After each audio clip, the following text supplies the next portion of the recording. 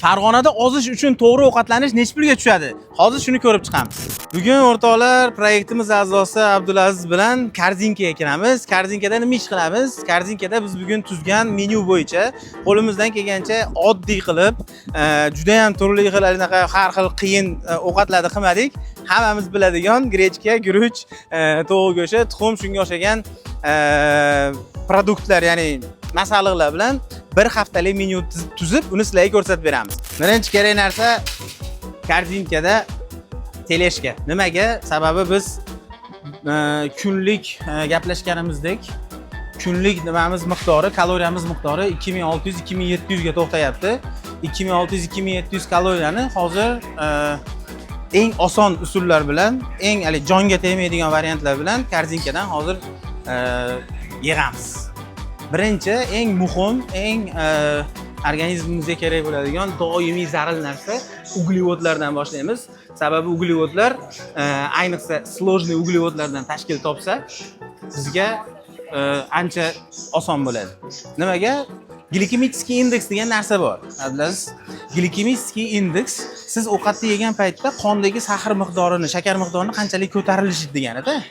Agar siz yeyotgan ovqatda, taomda glikemiический indeks qanchalik baland bo'lsa, siz yegan narsangizdan o'sha momentda, o'sha paytda o'zida maza qilasiz, qo'pol aytganda, organizmingiz kuch oladi, lekin juda ham tez u kuch chiqib ketadi yoki yog'ga aylanib ketadi. Yoqqa. O'shaning uchun sложный uglevodlar olinadigan bo'lsa, glikemiический indeksi past bo'lsa, u sizga nimaga yordam beradi? Kun davomida organizmga uzoqroq vaqt to'q his qilishga yordam beradi. Omelasizlar. Xo'p. Biz guruchdan ko'ra grechkani tanlashga qaror qildik boshlanishiga. Grechka ham, guruch ham olaveramiz, sababi baribir odam zerikishi mumkin. Xo'la bir kundan qilib yoki meni zo'r o'zimni doimiy ishlatadigan life hackim bor. Ikkalasini agar birdaniga pishirib yuborilsa yoki alohida pishirib turib aralashtirib yuborilsa, o'sha delissimo bo'ladi. Xo'p, biz bir haftalik bozorlikni boshladik. Bunda bizga eng kerak bo'ladigan narsa aytganimizdek uglevod. Biz undan grechkani tanladik. Xo'p, grechka bizga bir hafta davomida, xudo xolasa 700 gram o'rtasida kerak bo'ladi. Biz 900 gram olyapmiz. Xo'p, keyin kerak bo'ladigan narsamiz suli yormasi, ya'ni ovsyanka. Ovsyanka eng men o'zim bilgan eng foydali va to'yimli, eng maza qiladigan nimalardan bittasi, nonushtalardan bittasi. To'g'ri, uni любой payt yesa bo'laveradi, lekin nonushta uchun zo'r variant ovsyanka. To'g'ri, uni ham anaqa plus minus joylari bor. U haqida keyin alohida gaplashamiz.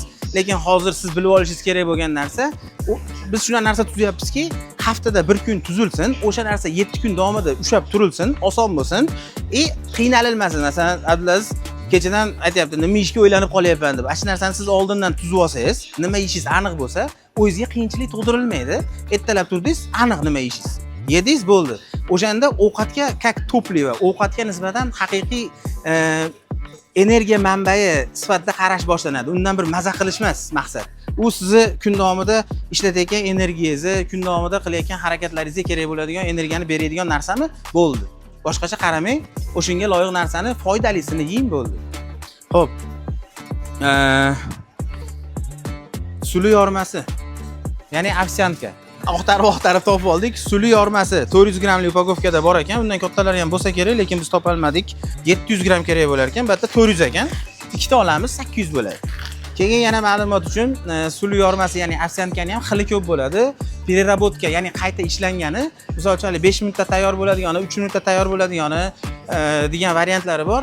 Ulardan to'g'risi tavsiya qilmaymiz. Eng zo'r variant mana unga o'xshagan yiri butunini olish kerak. Sababi eng ko'p kletchatka, eng ko'p foydali nimalar mana shunda qolgan bo'ladi. Mana shundan siz maksimal organizm uchun kerakli narsani olishingiz mumkin.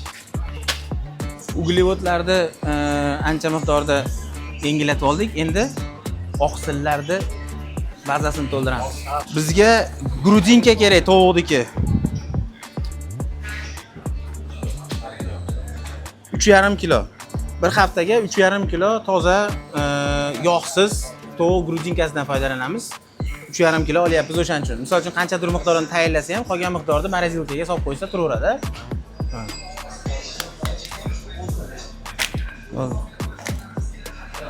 Tuxum tuxum olishimiz kerak bo'ladi, lekin tuxumdan oldin biz sabzavotlarni sekin ilib o'tib ketamiz.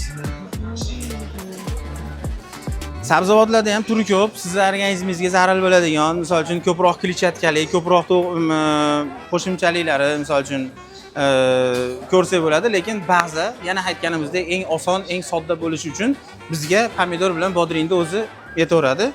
Misol uchun mana shunaqangi upakovkadagisini ham olsak bo'laveradi. Endi anu o'lchab oladigandan olsak arzonroq tushadi, lekin biz video olyapmiz. Bizga bir haftada 28 ta tuxum kerak bo'ladi. Bitta kletkada nechta tuxum bo'ladi? 30 ta. 30 ta bo'ladimi? 30 ta tuxum olamiz. 2 ta qarz bo'ladi. Qaysini olamiz? Oddiy o'zimizni tuxum 30 dona bo'lar ekan. Xo'p. Yana o'tar ekanmiz. Past baholaydi kartoshkani uglevod masalasida, lekin uglevod agar uglevodni to'ldirish bo'lsa maqsad kun davomida, kartoshka sizga eng zo'r variant bo'ladi. Nimaga? Uni yeyish oson, u organizmga tez so'riladi, u organizmga tez quvvat bo'ladi. Undan tashqari ichida kletchatkasi ham zo'r, og'irlik qilmaydi oshqozonga. Misol uchun boshqa variantdagi uglevodlarni zo'r yeyishingiz uchun siz juda ham ko'p yeyishingiz kerak. Oddiy grechkani o'zidan ham uglevod to'ldiraman desangiz, akam o'sha yerdagi ko'rsatadilar, bir jon bo'ladi agar. Siz yoniga kartoshka qo'shadigan bo'lsangiz, uni pyure qilib yoki boshqa bir variantlarda sizni kunlik uglevodni normasini olishingizga ancha zo'r yordam beradi. Xullas, kartoshka bizga 1.8 kilo bir haftaga o'rtacha kerak bo'ladi. Biz 2 kilo olamiz. Undan ham zo'r yo'li mana bunaqangi tayyor kartoshkalar bor ekan, 3 kilo. Mana shundan olaveramiz. Pomidor bodring salatlarimizga qo'shib yegani albatta zelen, ko'kat olishimiz kerak. Sababi ko'katda ham mikroelementlar juda ham ko'p. Undan tashqari organizmda oqsilni sinteziga va uglevodlarni zo'r so'rilib, ularda organizmda zo'r tarqalish uchun ham ko'katlar juda ham yaxshi rol o'ynaydi. Xo'p.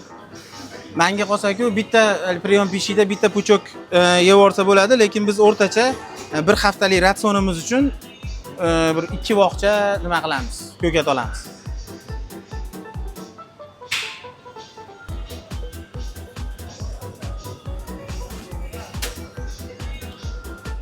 Bir bog' ukrop, bir bog' kashnich.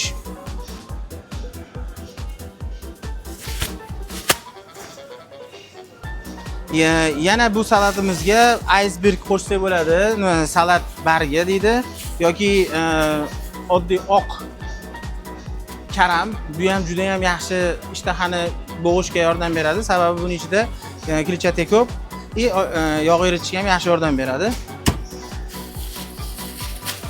Biz qo'limizdan kelgancha minimalniy nabor qilayotganimiz uchun shuni o'zi bilan kifoyalanamiz. Uglevod va oqsillardan ko'ra ko'proq ahamiyatga ega bo'ladigan yana bitta narsa bu yog'lar. Kun davomida yeyotgan yog'larimiz bizning organizmimizdagi gormonalniy balans uchun, sochlarimiz, tirnoqlarimiz, terimiz sifati uchun, bundan tashqari oddiy настроениямiz uchun ham ko'pchilik bu narsani yaxshi biladi. Misol, sifatli yog'larda ko'p yeganingizdan keyin organizm o'zini yaxshi his qiladi. U har tomonlama zarur narsa. Biz o'sha yog'larni o'rnidan to'ldirish uchun ovqatlarimizga o'simlik yog'lardan qo'shmaslikni hisobga olgan holda bundaqa oddiy o'zimizni grechskiy yong'oqlarni qo'shishga qaror qildik. Bizga haftasiga где-то 300-350 gram kerak bo'ladi. Misol 200 gramlik pachkadan biz 2 ta olsak, bir hafta davomida yog'ni kamchiligini shu bilan to'ldirib olamiz. Biz olgan tovuq go'shti, grudinka, u oqsil manbai, животный, ya'ni hayvondan olinadigan oqsil manbai hisoblanadi. Biz unga hazmga osonroq bo'lishi va tayyorlanish tezroq bo'lishi uchun ham oqsilni osonroq olish yo'li bu tvorog. Tvorogda vez tashlayotgan do'stimiz iloji boricha yog'sizrog'ini olishga harakat qilinadi. Xolasa o'zini, xohlasa misol uchun olingan yong'oqlarni qo'shsak bo'ladi yoki oddiy kam foizli qatiqni ham qo'shib ichishga qulayroq narsa tayyorlasa bo'ladi. Bu ayniqsa kechqurun agar uxlashdan oldin yeyiladigan bo'lsa, ertalabgacha agar atoklarga moyilligi yo'q odamlarda ertalabgacha organizmni oqsil bilan ta'minlab, aminokislotalar bilan to'yintirib turishga zo'r yordam beradi. Mana 0.5% tvorog, Rush Milk'ga 350 gram ekan. Bizga o'rtacha hafta davomida yog'siz tvorog 2 kilo kerak bo'ladi. Biz hozir aytaylik, masalan, tvorogni o'zini bir 2 dona nimada olaylik. Shunga qarab yana qo'shamiz.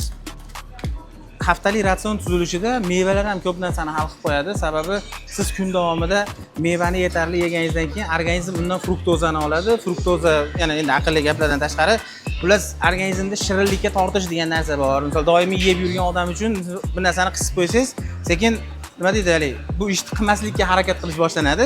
O'shaning uchun misol olingan tvorogga yoki kun davomida misol ertalab tayyorlangan ovsyankaga bir dona, ikki donadan banan qo'shib yeyilsa, u sizni kun davomida sizni yana ham energichliroq qiladi. Hozir so'radilar, eng oson energiya olish nimasi qaysi deb.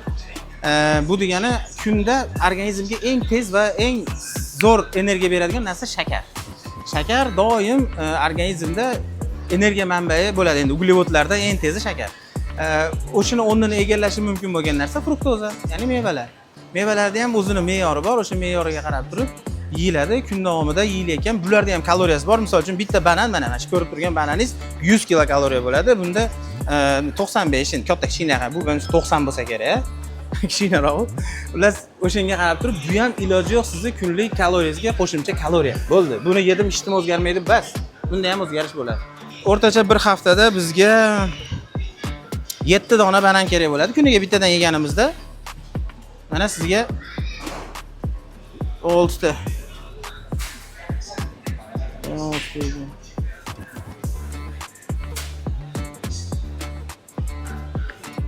Mana. O'lchab kelasiz. Taroziga.